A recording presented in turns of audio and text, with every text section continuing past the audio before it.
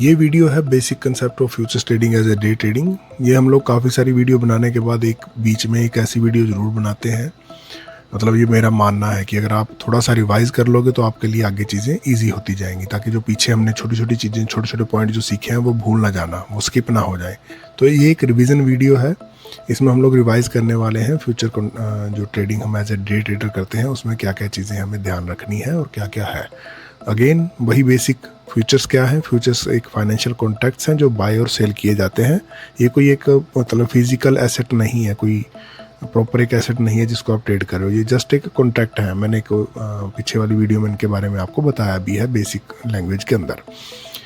Day trader इनको trade करते हैं प्रॉफिट जनरेट करने के लिए, मार्केट की मूवी के अकॉर्डिंग। इसकी कोई भी डिलीवरी नहीं है, ये कोई, because it's not a physical product, तो इसका कोई भी डिलीवरी नहीं है।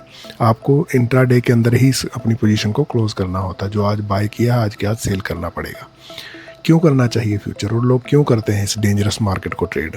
ये डेंजरस होने के साथ साथ इसमें बहुत सारी एक ब्यूटीज़ भी छुपी हुई हैं। जब आप इसको ट्रेड करोगे तो आपको आइडिया लग जाएगा। सबसे पहले हाई लिक्विडिटी होती है। पूरी की पूरी दुनिया इसको ट्रेड करती है। जो हम लोग नास्डैक में ट्रेड कर रहे हैं, हम S&P 500 को ट्रेड कर रहे हैं, पूरी की पूरी दुनिया इसको ट्रेड करती है, जिसके कारण इसमें अच्छी खासी एक लिक्विडिटी बनती है। बहुत फास्ट मूवमेंट्स आते हैं। ईजी लॉन्ग और ईजी शॉर्ट लिए जा सकते हैं। माइक्रो कॉन्ट्रैक्ट, अगर आपके पास पूरा पैसा नहीं है मिनी कॉन्ट्रैक्ट्स के लिए, तो माइक्रो कॉन्ट्रैक्ट से आप स्टार्ट कर सकते हैं। नो PDP रूल, जो अभी PDT रूल जो अभी स्टार्ट हुआ है, इसमें क्या था कि पहले आपको एक कॉन्ट्रैक्ट को मतलब एग्जीक्यूट करने के लिए पूरा का पूरा पैसा चाहिए था। आपको अपने अकाउंट में 25-30 हज़ार डॉलर रखने पड़ते थे, तब आप कहीं जाके एक मिनी अकाउंट ट्रेड कर पाते थे। अब तो वो उसके लिए अगर सेम रूल, अगर ये रूल को हटा दूँ मैं, तो आज भी आपको एक मिनी अकाउंट को ट्रेड करने के लिए करीब $50,000 चाहिए।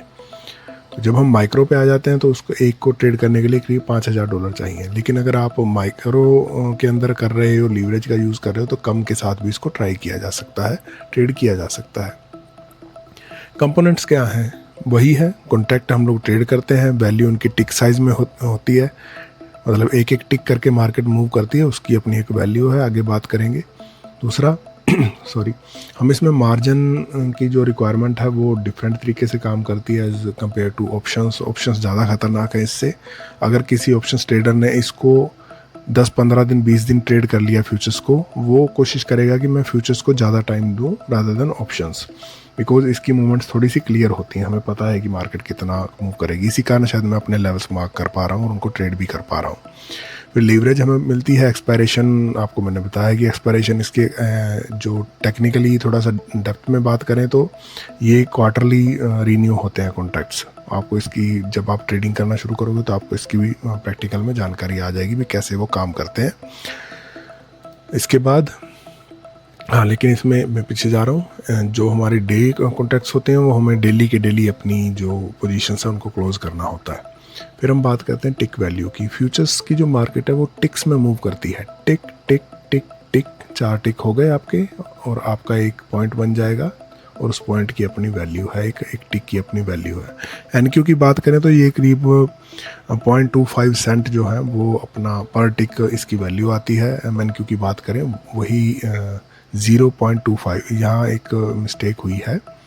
0.25 हमारी MNQ की वैल्यू होती है। इसमें मैं इसको करेक्ट कर दूंगा आपकी फॉर योर कंसिडरेशन। अगर मैं NQ का एक प्रोडक्ट को मूव कर रहा हूँ तो ये $5 का एक होगा। एक टिक की जो वैल्यू है वो $5 है और एक पॉइंट की वैल्यू $20 है।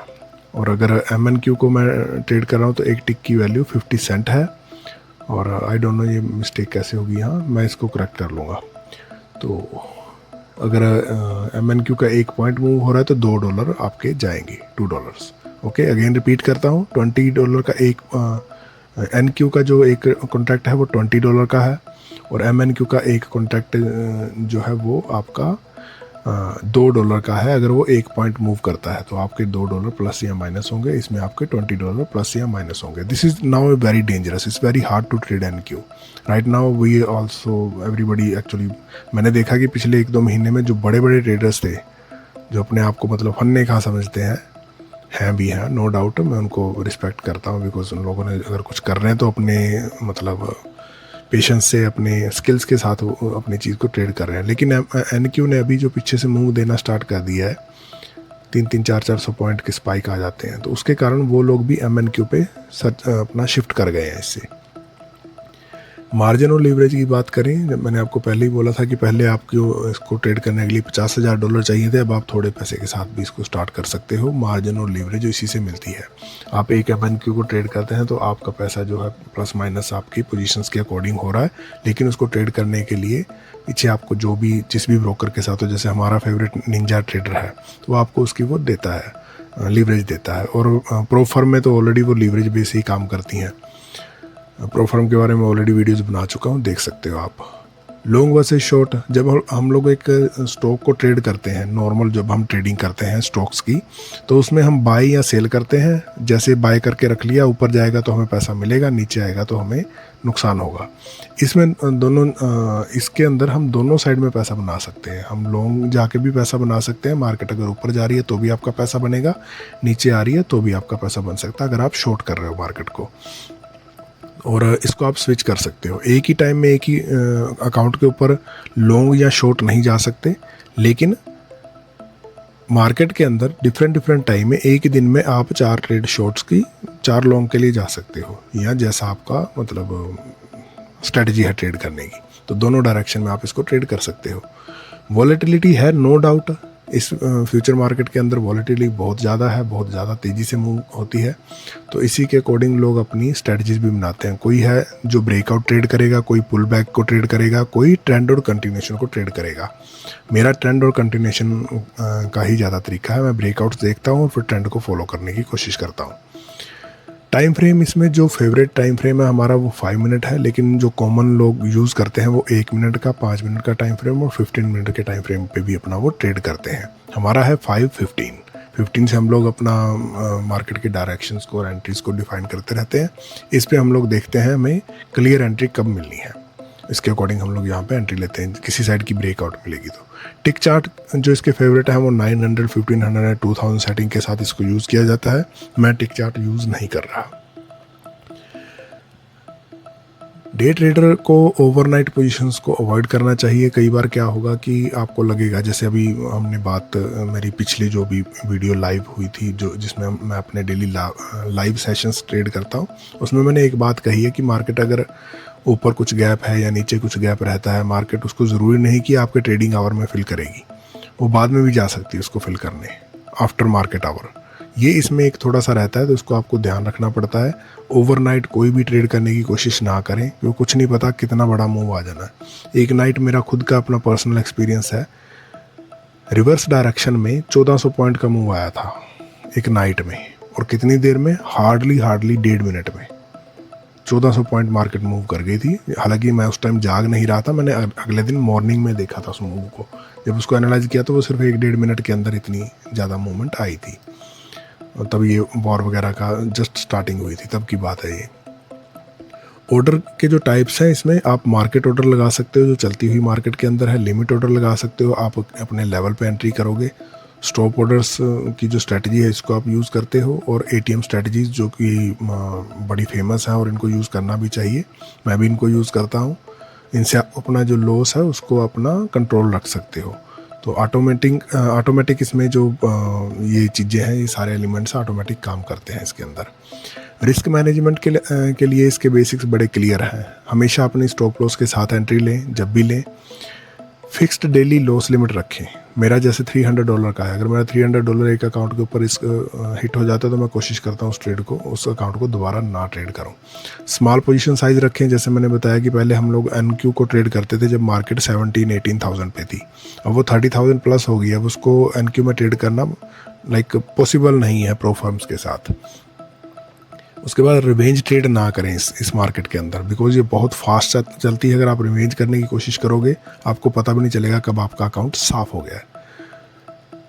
बिगिनर्स के लिए क्यों ये मैं प्रेफर करता हूँ कि बिगिनर्स को इसी से स्टार्ट करना चाहिए। पहला, इसमें माइक्रो कॉन्ट्रैक्ट को आप ट्रेड कर सकते हो। माइक्रो नास्डैक भी है, माइक्रो S&P 500 भी है, डाउ जोन्स है माइक्रो।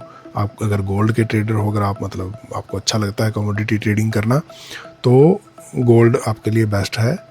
मुझे नहीं पसंद बिकॉज मेरी समझ से बाहर है। दूसरा ये एशिया के सेशन में ज़्यादा बेटर काम करता है रादर देन न्यूयॉर्क सेशन। एक और है जिसको हम लोग ट्रेड करते हैं, मतलब वॉच कर रहे हैं, अभी ट्रेड नहीं करते, रसल RTY, उसको भी आप इसमें ट्रेड कर सकते हो। और इन सब के माइक्रो कॉन्ट्रैक्ट्स हैं, इसलिए बिगनर्स के लिए ईजी हो जाता है। बाकी इतना ही है।